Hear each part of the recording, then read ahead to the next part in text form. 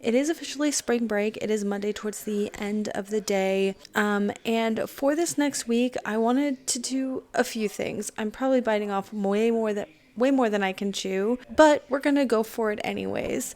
First of all, I would like to play a little bit of catch up on some books that I have already been reading or started. One of those books I decided to take off of the list, and that is Don Quixote. I just feel like maybe this is not the year that I will finish that book, but I am giving myself to the end of March to keep chipping away at it. So I'm not really going to add that one to the list, even though I am technically still in the middle of reading it. But here are the two that I have started reading, and that is Serpent in the Wings of Night by Carissa Broadbent. This is one that I was very excited for, but then I was kind of on the fence for because I know that this is romantasy, but it is about vampires, and I feel like it's kind of one of those books. I don't know. It was like a 50-50 for me. I started reading this last month. I read the first chapter around Valentine's Day, and I really liked the first chapter, so it got me really excited. I thought I was going to enjoy it, but now that I'm continuing on through the story, I just don't know how I feel about it. So I'm going to make a final decision on this book at some point during this week, whether or not it is the book for me and I should finish it. This is the first in a trilogy. They think they just released the third book. There might be more books to the series. I'm really not sure. I was really hoping that I would enjoy this story, so I'm gonna try really hard, and I think that when I decide that it's not gonna be the book for me, it's gonna be a difficult decision. I am into about chapter 7, which is 50. I think I'm actually farther than that. Oh no.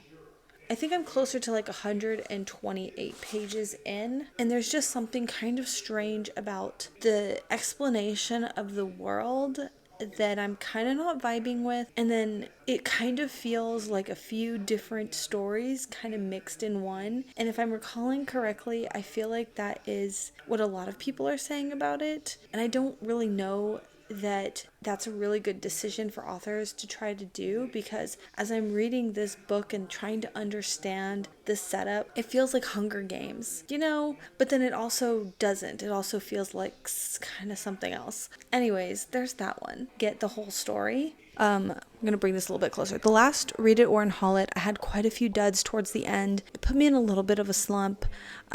So I wanted to do an anticipated 5-star reading vlog and just pick books that I just, like, why have I been sitting on these for so long? Why have I been waiting for the right time? I'm making this the right time to pick up those books. So I have a few that are on my radar that are just right at the forefront. Like, I must read these, and I know all of this is a lot. But the first one is Blood Over Bright Haven. I want to read this one so bad. I really don't even know all that much about it. I just know that this one is incredibly popular on BookTube from people that I feel like our tastes match pretty well. I feel like these are YouTubers that have certain expectations from the books that they choose to read as well. The other one is Winterwood by Shay Earnshaw. I loved her other book that I read. This is nice and short, and it is about witches. It takes place in a spooky wooded setting, so it should be very atmospheric. And then there is this one, Small Favors by Erin A. Craig, another author that I felt wrote an incredible story that was atmospheric. I can't stop thinking about it. So it's time that I read another one of her books, and this one is supposed to be a horror.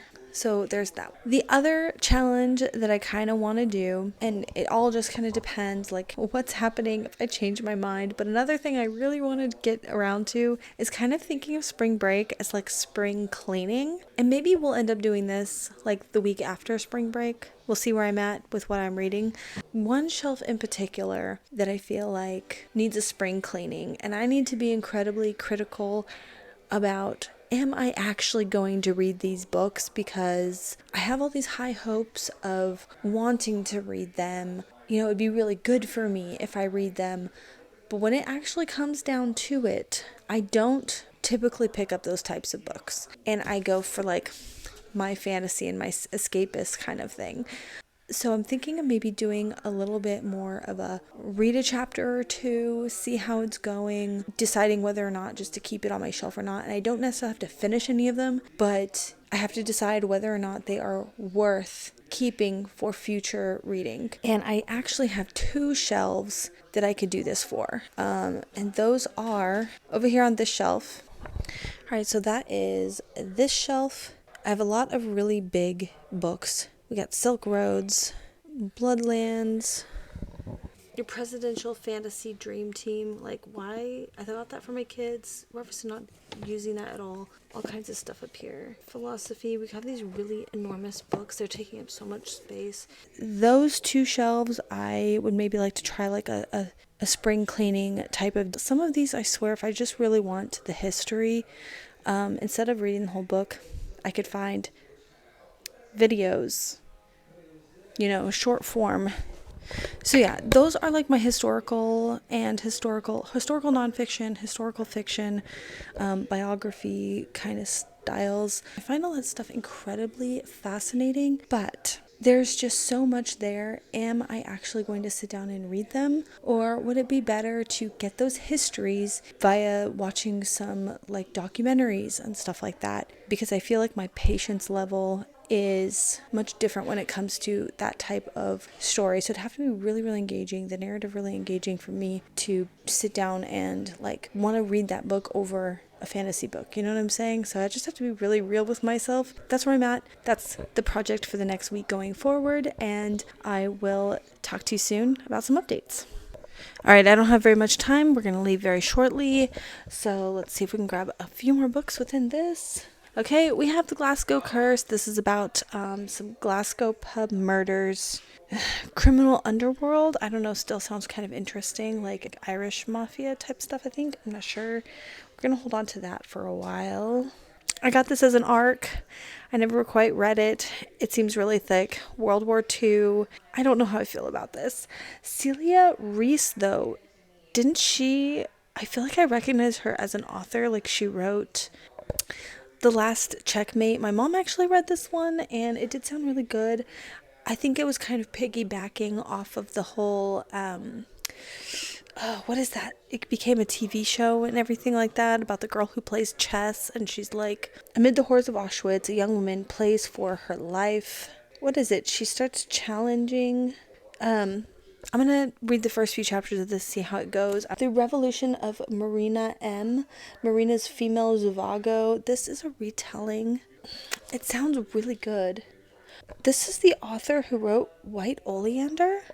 I love that book. I'm not sure about this one. This one I'm definitely keeping. I really want to know about this. This is about twins who become victims of Megally. What is his name? Mengele? That doctor who did all these weird experiments on twins and stuff. So I definitely want to read that one. Gentleman in Moscow. I really don't know how I'm going to like this book. This is the second book in a series, and I have a feeling I'm really going to like it. So this is going to stay. I think this is like another retelling. I'm really not sure much about it. I'm going to do a little bit more research about this one. Maybe give it a try. It's fairly short. Blackbeard and the Pirate.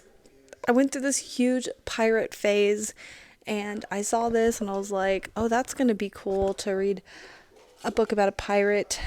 We'll see. Maybe again, because one thing I worry about books kind of like this is, are they going to read like a textbook? I'll tell you right now, I won't have the patience for it. Life and Terror in Stalin's Russia. Definitely want to read this. It's probably just going to stay. My son Michael loves history, loves all that kind of stuff too, and I think that he would probably enjoy this, so that will stay. The General and His Labyrinth. I love this cover art. I think it looks so kind of like retro and everything. I don't know about this author though. I really don't think he's the author for me. I've read 3 of his books now. I don't know. None of them have really wowed me. I mean, to a point, 100 Years in Solitude was good, but then like half of it, I started to fall off out of interest with it. One of his books was so despicably disgusting, and then another one was just basic and boring. Not really my cup of tea. So I do think I want to go ahead and give this one, read a few chapters, see how I feel about it. And then I have a friend that collects Latin American things. And I think she would really enjoy this to sell in her shop. Middlesex by Jeffrey. I don't know how I'm going to feel about this book, but it's going to stay for now. Oh, this one. Okay, this one is about the Irish mob. It's called Brutal, and this sounds really good. I actually think my husband would enjoy this book as well, so this one's going to stay. Orhan Pamuk. So far, this is going to stay. Kindred, Octavia E. Butler. This one's going to stay. Exiles. This one's relatively new, and I kind of forgot what this one's about, so I'm probably going to put this in the maybe. This one's going to stay. This one's going to stay. This technically goes over there in that shelf with short story collections, but it's already full, so I've run out of room. That one's going to stay, though. Okay, Ruticipedi's Salt to the Sea. I thought this was an adult book, but I guess technically it's young adult. Anyways, this one's gonna stay. Two are kind of the same thing. They are biographies. This is one by Marie Antoinette. This one's about Marie Antoinette. It is quite thick, but it talks all about her life. I feel like I know a lot about her life already, and as thick as this bad boy is, I just don't know. There are some really cool pictures inside of it too, but I think that this just doesn't align with my style of reading, the time I'm making to read. Same goes with the Pirate Queen. Now this one I don't feel like I know a whole lot about. She seems like an incredibly interesting woman, but again, like maybe I should just watch a documentary about her life or read some articles. Fall on Your Knees. I'm going to keep this one. All right, House of Spirits. I have had, first of all, this author I have had on a pedestal for a really long time, thinking that her books are going to be so good. And I honestly don't know. I have collected quite a few of her books, but this is like her iconic one, Magical Realism. This is going to stay, but I'm going to do something with all of my Yonde collection. This one has to stay. I've heard it's absolutely incredible. Underground in Berlin. I do want to keep this one as well. A young woman's extraordinary tale of survival in the heart of Nazi Germany. I think, you know what? I'm going to put this one in the maybe pile. Okay. Oh goodness, Objects of Virtue. This one sounded so good. It's about this like Fabergé egg or something. Don't know. So this is going to go in the maybe. House of Broken Angels. Still really want to give this one a try. That one's going to stay. Under the Udala Tree. I think this one actually takes place in Africa. I kind of feel like both of these are kind of under the same sort of expectations of what I'm going to be getting out of them. Maybe I should put these in the maybe. I'll put these over here in the maybe. So that's one shelf. So I'm going to go ahead and put all the stuff that's definitely going to stay back on the shelf, and then I'll go down to the next shelf. Okay, now we're going to move down to the bottom shelf. I went ahead and put all this stuff back. These were the maybes that I'm going to read a couple chapters of and just see how I feel about them, if they are a keep or a get rid of. And then now we're going to go ahead and do the shelf down below. I'm going to put the microphone down. No, I'm holding it anyways. The first three I am going to keep. A book by Plato. This one's kind of about his philosophies on the life around us. It's kind of interesting. I have a Discourse on Method and Related Writings by Rene Descartes. Philosophy from the Ancient Greeks to the Great Thinkers of Modern Times. Kind of like a quick 101 guide of philosophy. So there's that. Okay, we have this one. The Fantasy Dream Team, Your President. And this was like a game, and I thought it'd be really cool. Never really quite figured out how to play it. It's like a game that you could play where you choose your dream team of different presidents. They're really fun. They have like a portrait, then they have some quick facts about them. Alright, then we have this one called Snow Fox by Susan. I thought it was going to remind me a lot of Memoirs of a Geisha. Brings a remote and alien culture excruciatingly and sensually alive, transporting us across 1,000 years with a love story that is the stuff of myth. I'm going to keep this one. Another biography on Queen Isabella. Treachery, adultery, murder in medieval England. I'm gonna put that one in the maybe. There is another one about the royals, a murderous procession. Let's put this one over here. Okay, we have two of the biggest books ever, and one of them is Amber, or Forever Amber. Abandoned, pregnant, penniless on the teeming streets of London, 16-year-old Amber St. Clair uses her wits and beauty and courage to climb the highest position a woman could achieve in Restoration England. So that one I'm really not sure about. And then this one is even bigger than that one, if you can believe it. A Suitable Boy.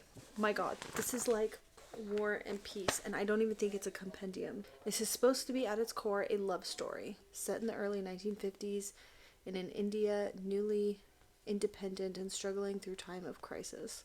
Takes us to a richly imagined world of 4 large extended families. I am going to save those two. When My Name Was Kyoko, I've said a dozen times how much I really love this book. It is more of a children's book. I think I'm just going to move it upstairs to my son's room for safekeeping. The Trial of Lizzie Borden, and I can't get rid of this book because it's literally very personal to my life. So that being that my husband's family is descended from this family line, so kind of interesting. Obviously gotta probably keep that one. A Wolf at the Table by Augustine Burroughs. I definitely have to keep this one. It is a memoir. I think this kind of more talks about his relationship with his father, which is kind of interesting. Constitutional Chaos. I wanted this one because Judge Napolito focuses his biting criticism squarely on the government's disregard for the bedrock of American freedoms, U.S. Constitution, revealing how our founding principles are being trampled upon by judges, politicians, bureaucrats, prosecutors, and police in the name of the law. We are going to keep this one. I have this one, Now and Then, a memoir by Joseph Heller. I picked this one up, Catch-22, which I plan to read this year, so I am going to keep this one. Okay, I have to keep this one because I have had this book since I was a child. Oh my gosh, I don't know why I stuck this piece of paper in there. I don't know if you can see it. It's like, unless you were born in like the 80s, 85, early 90s, you might not know about the reamed paper that had like all the holes on it, and it was all your copy paper was all stuck together. That's what this is from. I can't even believe that. But apparently this was a book from one of my teachers.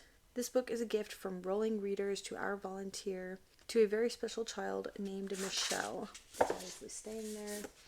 Okay, I have this book too, 46 pages, Thomas Paine's Common Sense and the Turning Point to Independence. Whether or not I read this book, I know my son Michael will most likely probably read it at some point. So, Alexander Hamilton, Revolutionary.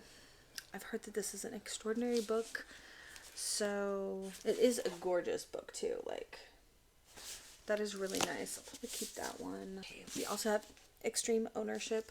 This was actually my husband's book, but I think it's probably really good to keep. Then we have The Silk Roads. Rare book that makes you question your assumptions about the world. I will say I don't really know much about The Silk Roads. I also have another book on Alexander Hamilton.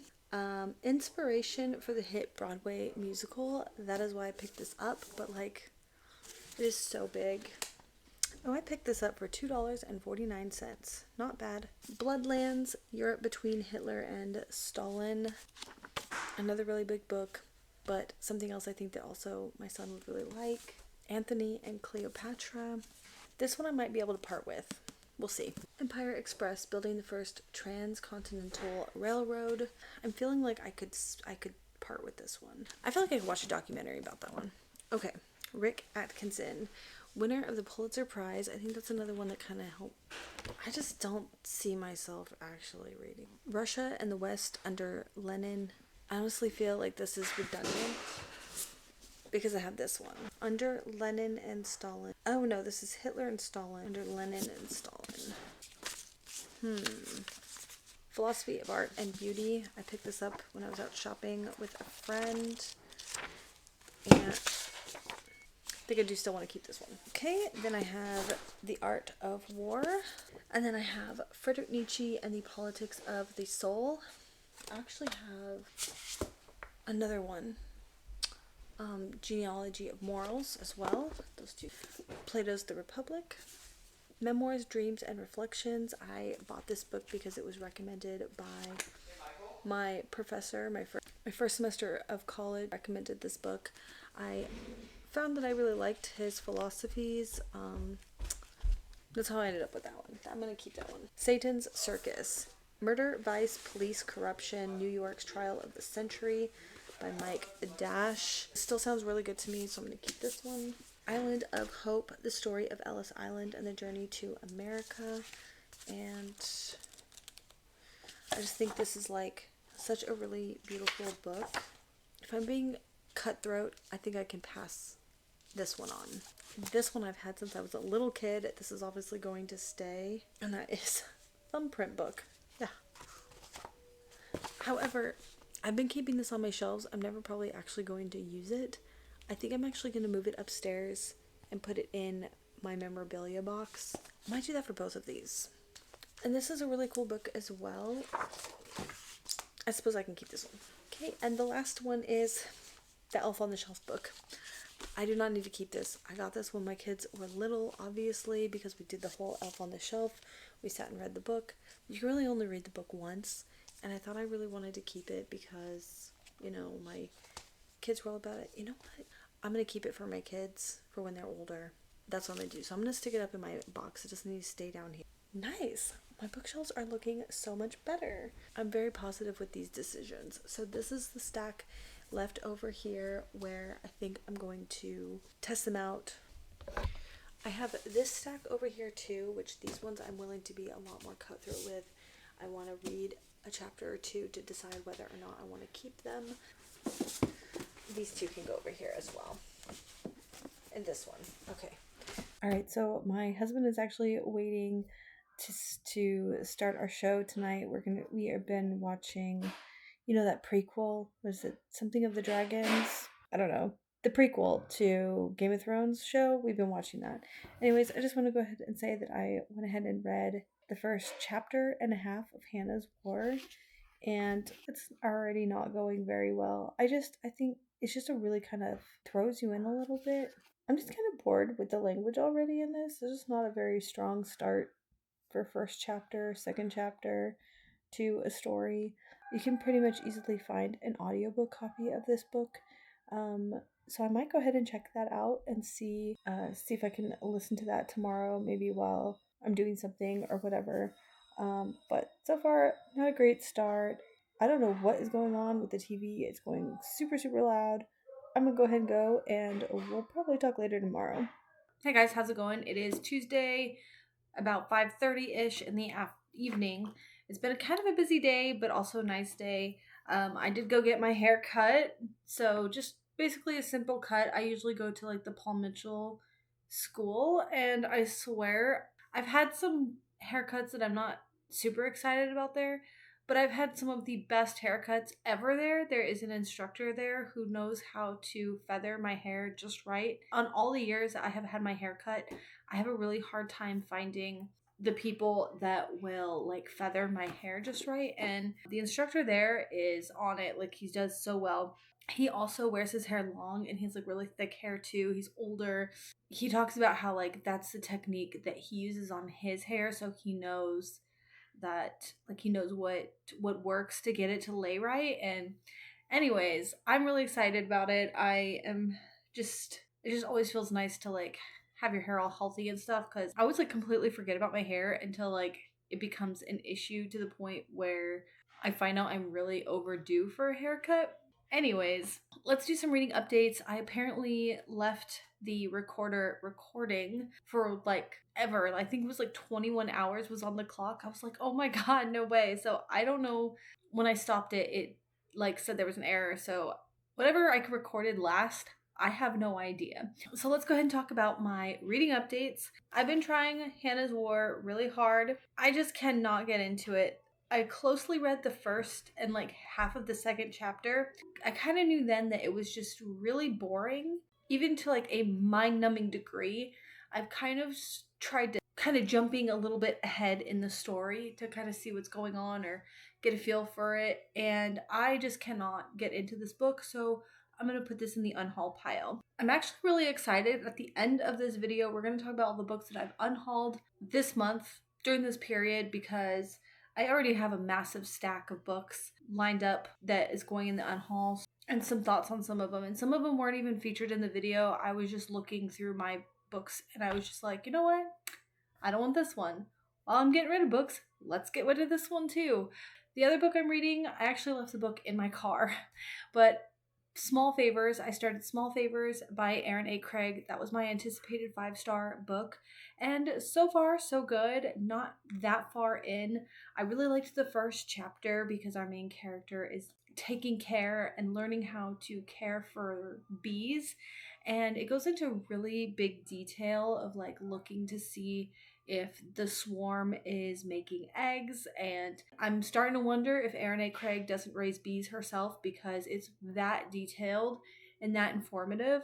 I liked this part too because my neighbor across the street actually has bees, and I just absolutely love this because he brings us fresh honey. You can't get much more local than local honey from your backyard. So yeah, I really enjoy that. So far so good. I think the next one, going to a couple more books at the top, Queen Isabella. The more I look at this book and the more I consider it, the more I'm thinking I should just go ahead and put it in the unhaul pile. You know what? Let me try with something I feel like it's going to go a little bit stronger with the bookseller of Kabul. And remember, this stack of books is ones that I'm just kind of feeling out to see if they're worth keeping. I don't necessarily plan on stopping everything that I'm doing and reading through the book. I'm just trying to determine whether or not I could get into it for future reading. So I'm not sure when I will be able to have much reading updates for you. Probably not until tomorrow, because in about an hour and a half, my son and I are going to our Taekwondo class. So I think I'm going to be spending the next hour trying to edit a couple of videos. Hey guys, good morning. I'm not feeling my very best this morning, which is really a bummer. It is my son's birthday, and he's turned 16 today, so it's a happy day. Even though we're not doing very much, we did celebrate his birthday over the weekend, and today's kind of unfortunate because he does have a doctor's appointment. He has to go get a shot. He's not too broken up about it. I mean, like, he's 16, so he's like, yeah, it is what it is. And it is spring break for them, so I think that alone is kind of a nice way to, he's got like the whole week. Yeah, he'd probably just as soon play his video games anyways, and that's like the perfect day for him. I was going to go ahead and take them out for them. I say him and my younger son. My younger son also has a doctor's appointment at the same time, so it's going to work out that I think after our doctor's appointment, we'll go and get some ice cream or get a sweet treat, whatever he wants, and resume our chillin' day. I'm not feeling the very best this morning. It's taking me a little bit longer, waiting for some medicine to set in so that I feel better. So I thought I would do a little bit of reading, dug into this one a little bit more, Serpent and the Wings of Night. I just don't think that this is going to be the book for me. It's been a really hard decision. I'm wondering if I'm not giving up on it too soon. Sometimes when I feel like this with a book, reading reviews can really help me decide whether or not I'm just crazy, if maybe I'm not seeing something, maybe I'm being impatient. A lot of times it can help me articulate what it is that I'm feeling when I'm reading a book, Like, I know something's off about it. So far, we have this human girl in a world of vampires. She was rescued by a man named Victor. There's different, kinds of vampires, I guess. Because she's grown up with vampires who are kind of warring against each other, she is raised and trained to be a vampire hunter. I think that's one of the reasons why I was drawn to this book, is because A, it's about vampires, and she is like a vampire hunter. And with all my Buffy stuff, I want more stories about vampire hunters. So I really wanted to give this a try. I also know that it is considered romantasy, and I think it's an Amazon I believe it's independently published, but I thought it was like published on Amazon first and then it got a lot of popularity, and but the third book just released as well. Yeah, I really wanted to try this. I really wanted to like it. So this decision is kind of difficult. She grew up like hunting vampires. Now she is volunteering, sort of volunteering. She's mostly doing it, I think, for Victor because I'll be honest, it's not very clear why she's doing it. It's very high stakes, it's very dangerous. She's a human, and she can't even be left alone, unescorted at a party or in vampire society because it's so dangerous for her. And yet, they're going to toss her in a ring with a bunch of vampires. Some things aren't really adding up. We have this whole scenario of these trials. There are 5 trials. They're like 3 weeks in between each trial. They've told us that like 3 times, so that's been very repeated. Also, I'm only 60 pages in and they have now repeated the format of the trials, but I still don't feel like I know what the trials are for, period, what the purpose is. There's all this talk of Nixia and the goddess, and I do feel like it's a little bit Hallmark or it's a little bit aesthetics first because there's all this talk of the moons and Nixia, and it seems very intentionally aesthetic or whatever. The writing is pretty flowery, but not necessarily in a bad way. I do think that it could be bad if it doesn't do anything with it. You know what I'm saying? The book is pretty. I like all the little things in here. I think that's really nice. I do like when books have like a religion, but this feels like it's too driven by religion, almost like it's a cult. Because I do think if there is a faith or a religion, it should kind of maybe remain in the back like a subplot. And this feels very much like the plot. And it's too abstract for me. It doesn't quite make sense for me. You know what I'm saying? Because they're just like right. I'll read this last passage where I'm giving up on this book. There will be 5 trials, each designed to pay tribute to the story of our goddess's escape from the clutches of the white pantheon to rise to power. Okay, so they've told you the reason for the trials, but what is like I still don't understand it. It seems like if you're going to die, if you're going to be fighting other people, if you're going to be murdering other people, it needs a different motivation. If you're just doing something for some goddess, that's usually like you do a feast, you do a celebration, a festival, a party. You don't go into a ring and kill a bunch of people for that purpose, you know? Like for instance, the Hunger Games. I have heard this critique a lot that this book or other books like this are kind of these mashups of these highly popular books, Hunger Games, ACOTAR, that sort of thing. And I definitely have felt like even in the first 60 pages, it feels like a Hunger Games book. Like I can't even distance myself from that thought. It feels like Hunger Games, only the motivations are weak. Okay, the full moon trial, the waning trial, the half moon trial, the crescent trial, the new moon trial. Okay, we have this very theme of moons. Each trial will take place 3 weeks after the prior. The details of each test shall be revealed as it begins and not before. For the entire length of the Kajari, you shall reside here in the Moon Palace. You may leave its walls between sundown and sunrise, if it pleases Nixia. I think Nixia is this like fictitious goddess. Well, I mean, if you like believe in God or something like that, it's not necessarily fictitious, but it's not like a strong arm. You know what I mean? It's just this belief, right? And I feel like even in a highly religious society, there are strong arms in place to enforce things if it works. But you must always be within its doors come dawn. Countless worshippers have lived here before you. Countless others will come along after your blood has dried from the floors. Through the Moon Palace, Nixia shall provide for you as she sees fit. The Moon Palace provided shelter, food, water until it didn't. It provided safety until it didn't. The Moon Palace was not a palace of rest. Oh, it was not a place of rest. It was a trial all of its own.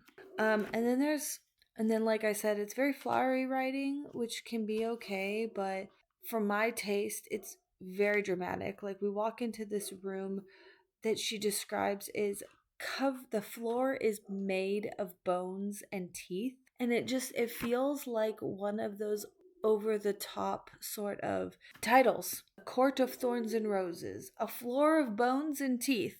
Do you know what I mean? Like, I guess it rolls off the tongue, but like when you think about it, and it is, I will say though, for a romantasy, there is a pretty gruesome horror elements, which I kind of liked that makes it much darker. I also think we have already glimpsed who is to be our love interest. Of course he stands out because he's not like the others kind of situation, and then of course she's the human, so she's not like other girls, and I guess she's terrified for her life, but like I'm assuming that this person's going to end up protecting her, and they're probably going to have some mate bond. I don't know. I have a review pulled up here. I wanted to go ahead and share at least this one review. This reviewer gives this book 1 star. She says, I might be outgrowing this genre. Do you like piss poor world building? And that was something also I felt that didn't really make sense. The world building was like the first thing. And I think a lot of that goes into not just the world itself, a protagonist who's a blatant ripoff of Feyre, Aelin, and Katniss, a love interest who is worse, plagiarized Castile with shades of Rhys. Do you want a plot that makes no sense? Side characters with vague goals and convenient motivations that make no sense. How about prose that is so self-congratulatory, overly flowery, non-specific, and although it's written in first person, it in no way matches the protagonist's dialogue voice? Then, oh boy, do I have the book for you. I'll be the first to admit ACOTAR has problems, and some of the writing is underdeveloped, but Sarah J. Maas at least understood how to lay breadcrumbs through action in her story so that the reveals have some actual weight. This author so obviously wanted to do that, but has zero understanding of craft and story structure, so it falls laughably flat. I don't think self publishing is always a red flag. There are exceptions, but sometimes you need an editor. Hot girl with a knife is not a character. Hot guy who's mean but also sensitive is not a character. Call me a stickler, but your character should have specific objectives, motivations, and nuance to feel alive, not just tonal choices that fit an aesthetic. Also, you can see the reveal. She's attempting to set up with Septimus from 1,000 miles away. Borderline plagiarism, a court of mist and fury. Incoming, I guarantee it. Throwing tomatoes for the rest of my life at this book, and there's 5 more. There's gonna be 5 more? Oh no. Oh my gosh, someone gave it 1 stars that said, Kindle Unlimited is a disease. And okay, I had Kindle Unlimited for like 3 months. The few books that I read, like two of the series starters I read did feel way underwritten, underdeveloped. And then I would go into the second book and they're absolutely garbage. I could not read them. I kind of feel that way too, which is DNF at 35%. I tried. I really did, but picking up this book was turning into a chore. That's where I'm at. I feel that it is mind-numbingly.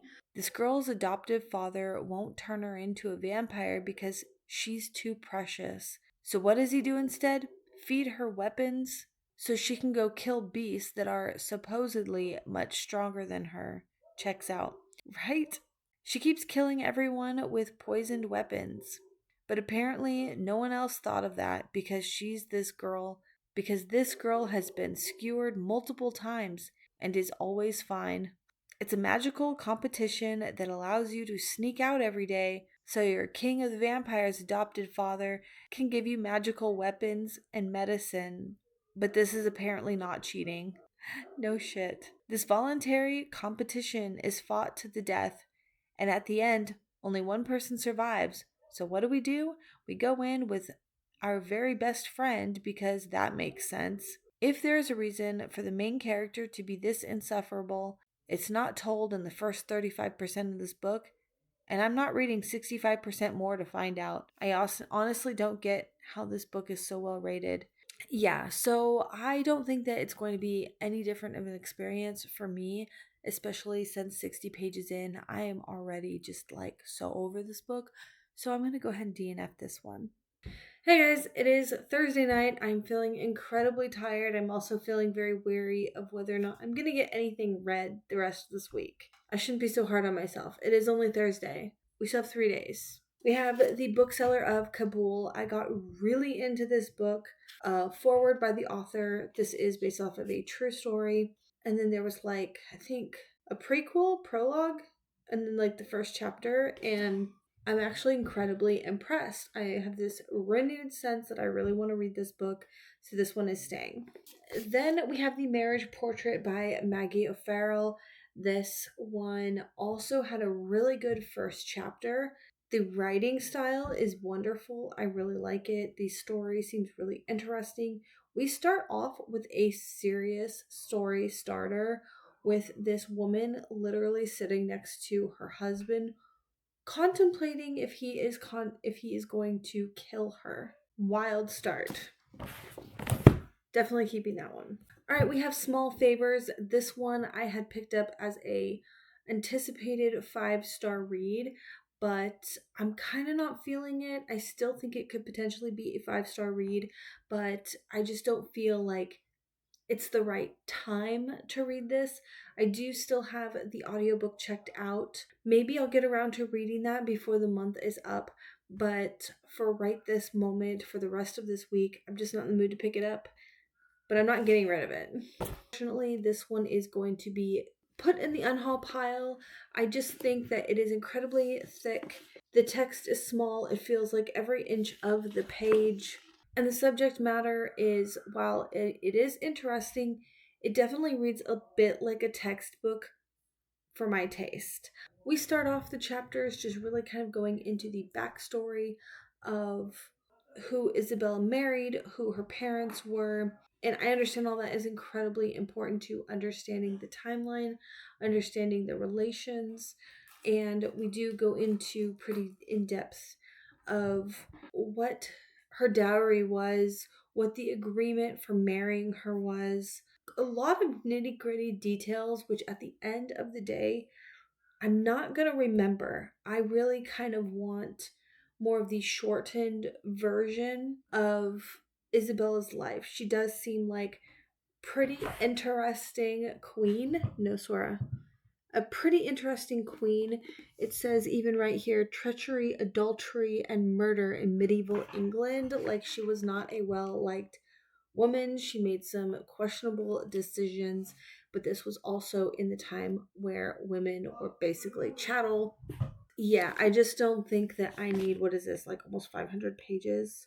Oh, it's a lot. This is incredibly well researched historical. Ooh, even here in the end, we have a family tree, which is really fascinating actually, and Isabella's royal connections. But it is 388 pages, and I just think that it goes into so much more detail than my brain is ever even going to remember, ever, or needs to remember. So I just think that this is a little too much. I'm going to be much better off just finding myself a documentary to watch.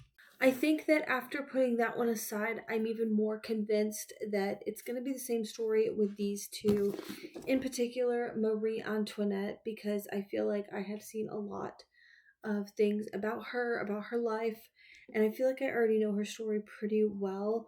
The Object of Virtue honestly was a really good start to this story. It's also incredibly short. It is time for bed. I did go ahead and start this book. The book is over there. I just have the dust jacket in here to keep it nice and safe. I think I'm going to take this one to bed. So far so good. It's beautifully written so far. A bit flowery, I think that's just how this author writes. I don't remember her other book being, but literally it's been over 5 years since I read that book, The Wicked Deep, you know? So while it is very descriptive, it's not in a bad way. So, Sora, again, I swear every time I film, he is very much drawn to those little figurines that I have up there. Hey guys, it's Friday. It's almost noon. I've not been very productive when it comes to reading. I am only 65 pages into this book, Winterwood, but I will say I'm really, really liking it. There are definitely some writing issues, things that really stand out to me, things I really don't like. It's just a personal style. One of those things is being repetitive, and it's a little bit flowery on the writing for my taste, but I do like the descriptions that the author chooses to use that also add to the atmospheric nature of the story. It has been many years since I read her last book, and I think she did the exact same thing. And I just think that I was a different kind of reader back when I read her first book because I've held it up on this pedestal of being one of my all time favorite books. And I assume that she wrote it very much the same way because it did have a slower pace. It did have very rich atmosphere. And I think that because I have given myself constraint for this vlog, that it's making me an impatient reader. So I'm trying to really let go of that. And if I don't finish a book this week, it's okay. I am still reading books that I really want to read. And either way, it's a win-win. I think it's time to actually explain this book a little bit more. So we're following our main character, Nora, and she is considered a walker witch. Now, the whole town has their opinions and their rumors, and they're kind of sketched out by the walker witches. And we don't really know what that means. Is it true? Are they actually witches, or did something happen in their history to make them feared? We have no idea yet. When we first meet Nora, she is wandering through the woods. It is the dead of winter. Everything is covered in snow. It is freezing. You can't really survive out there. Also, the woods are a scary place. And if you're not familiar with them, even experienced people who are familiar with the woods could die out there, especially in the dead of winter. So she goes out there and she ends up finding this boy, Oliver, and he's been missing for 2 weeks. He actually lives at the boys' home, which is kind of like an alternative school, a boarding school for boys, I think. So I guess it means that boys, like an alternative school, like boys who've done maybe bad things or whatever, been sent away to straighten their butts out, that kind of thing, I'm thinking. And I didn't really put the two and two together until we had Oliver's perspective, and he was saying that he maybe understands what Nora is possibly feeling. We'll come back around to that. So Nora finds this boy who's been missing for 2 weeks, and she thought he was dead. But when she goes to touch him, his eyes fling open and he is not dead. And she's like, okay, well, we can't go back to the camp now, so why don't you come to my house? You gotta get warm. Like, you're on the brink of death at least. You could die of hypothermia, kind of thing. So he comes to her house. They don't really share many words. She helps him get warm. He wakes up in the morning. Then she takes him back to camp before another storm comes. While she's at the camp, she meets another girl. She runs into a girl that she knows. And that's kind of where I'm at right now. So, Oliver, we have two perspectives here. We have Nora's perspective and then we have Oliver's perspective. Nora also talks about how she really wants to be a walker witch. She wants to be a full witch. But she feels inadequate. Like she doesn't really know the craft very well, but she wants it very much. And I think that's just so interesting because so many times we have the main character who rejects what hand they've been dealt in life, and they just do everything in their process. Their primary motivation is to distance themselves from being a witch, being a pariah from the town.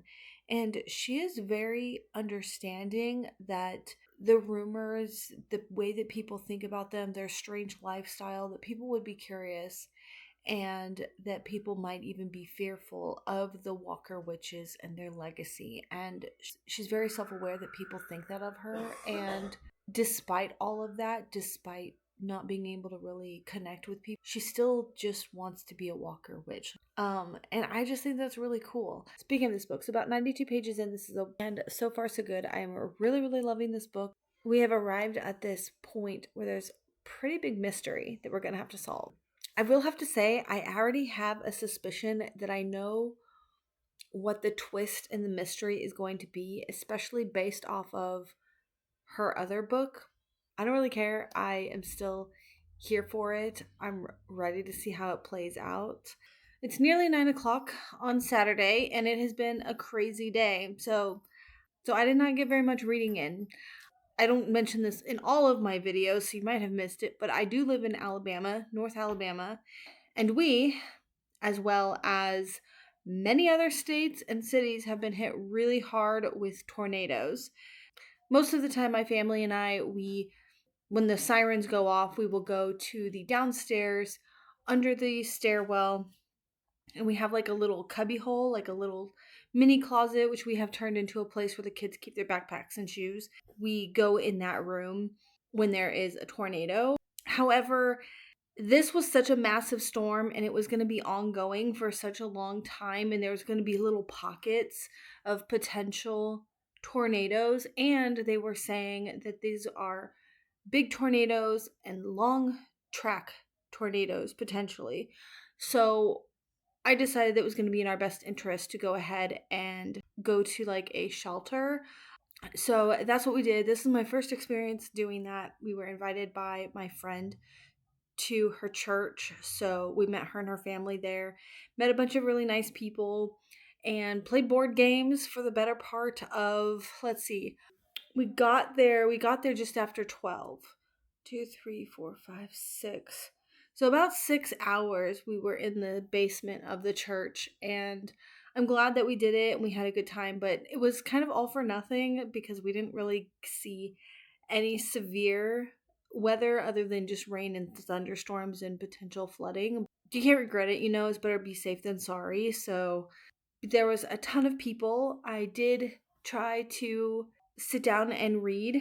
My friend is also a big reader, so at one point we had both sat down to just read a little bit. It was really difficult to focus, and as soon as she sat down, her daughters came in to like talk to her, and then she was getting pulled away. So I did manage to read one chapter today. What is it called? I am like really exhausted. I read the first chapter of Blood Over Bright Haven, and let me tell you, what a start to a chapter. I didn't know that this was supposed to be like horror. They're talking about unraveling the skin of these bodies or something. I'm going to have to backtrack a little bit and even check in on the summary of what this book was supposed to be about. I'm also feeling quite lost, but also in the first chapter, it does seem like there is like a religion or something. I think for now I'm going to go ahead and go back to Winterwood and focus on this book. This one is quite a bit faster read.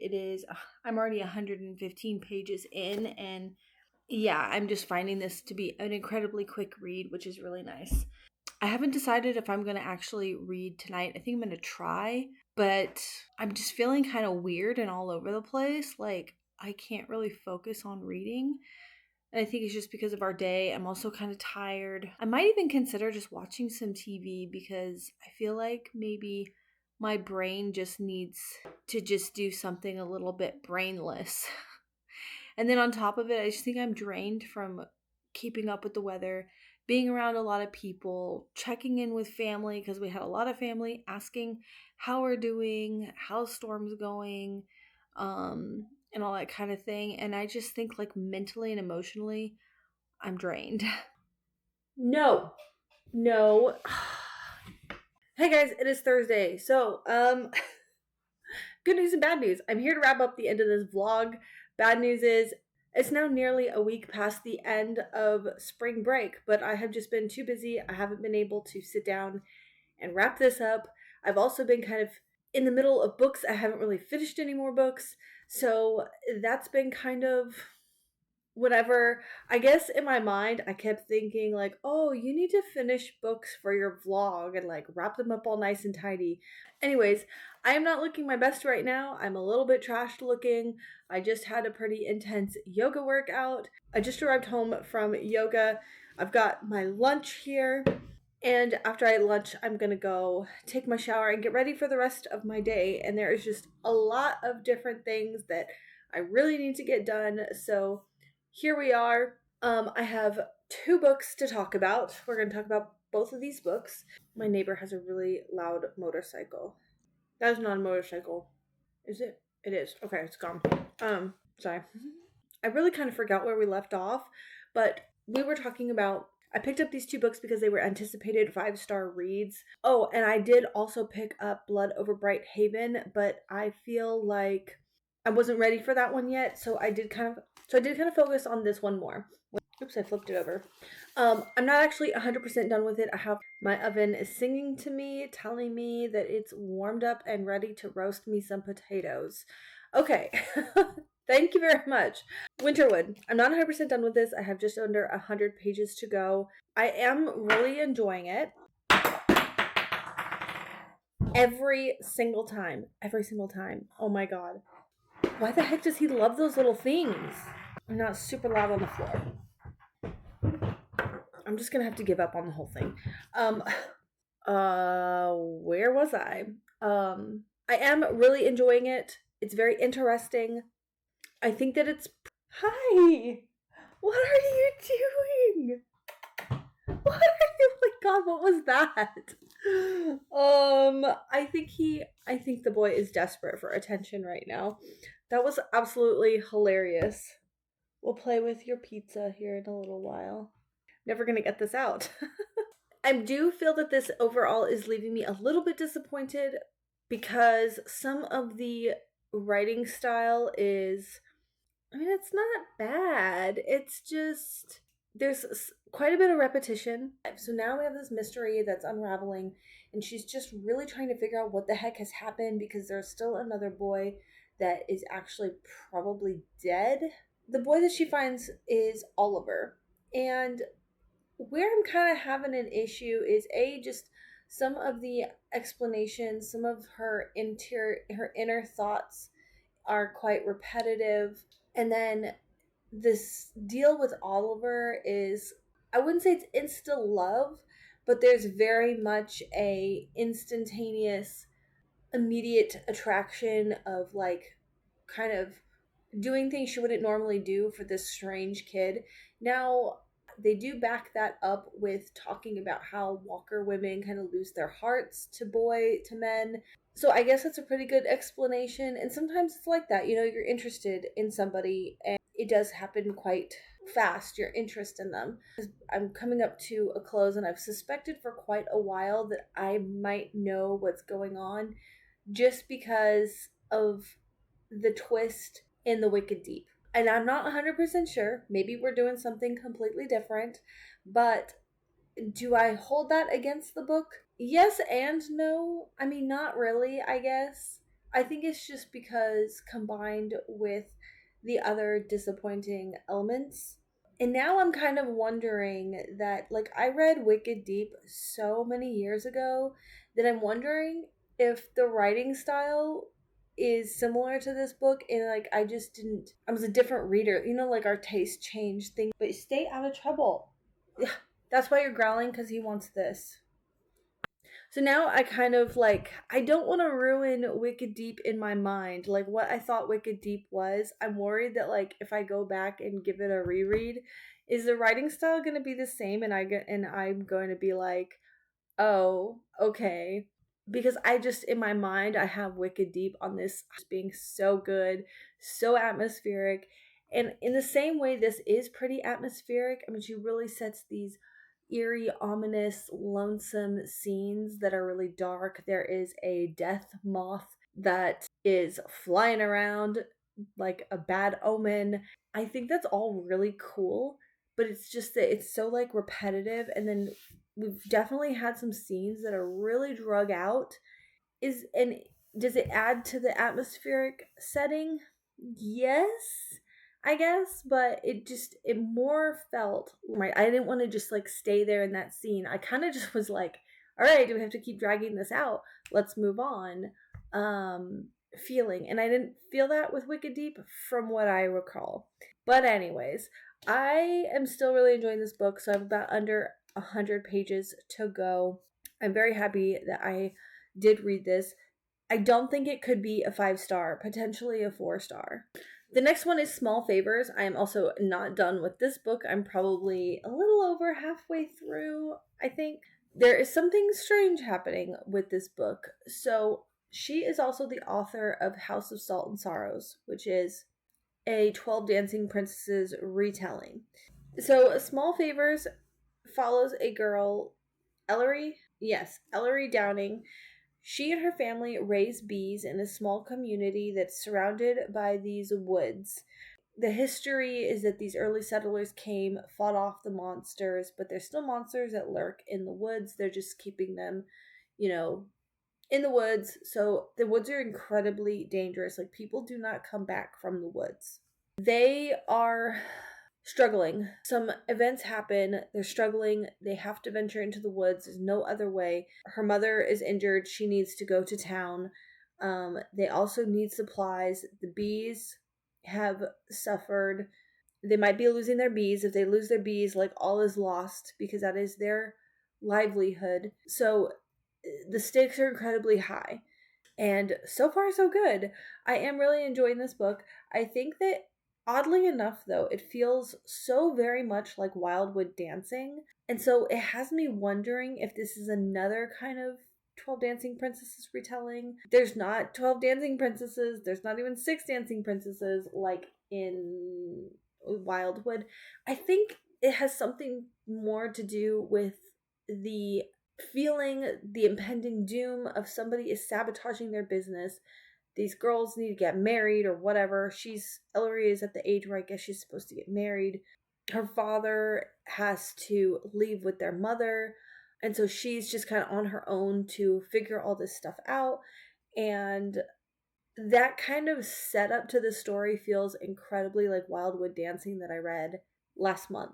No, was it? Is this February? Did I read that in January? I don't even know. It's not a bad thing at all. It was just kind of like, this feels so familiar, but it's not bad. Like, I actually really enjoyed this book. So neither of these books have been finished, but I'm going to go ahead and wrap up this vlog now.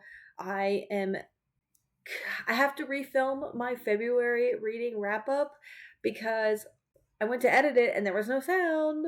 Very frustrating. So that's on my list to do today, is to film that video. And then I have some other projects to do in that department. But as far as current reading and when I'm going to do the next Read It or Unhaul It, I mentally just need to play catch up. So I don't know if I'm going to do any more until next month in April because I have a birthday party to plan.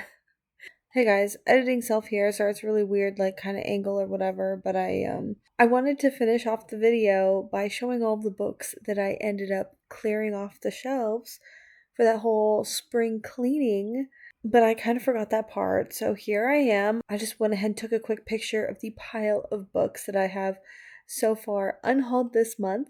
I am going to do a follow-up video of all the books that I have unhauled.